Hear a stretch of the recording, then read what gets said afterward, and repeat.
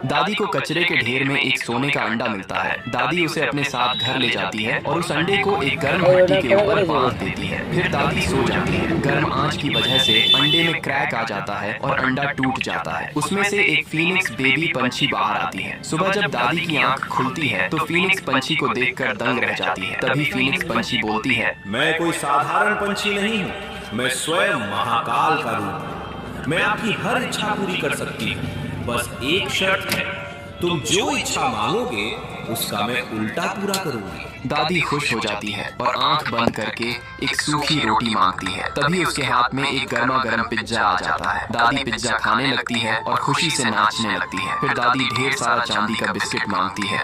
अचानक बहुत सारा चांदी का बिस्किट मिल जाता है। दादी सारे बिस्किट को एक बैलगाड़ी में लाद कर गाँव में चली जाती है और गाँव वालों को चांदी का बिस्किट बांट देती है। बचे हुए चांदी की ईंटों से अपना एक आलीशान बंगला बनवा देती है।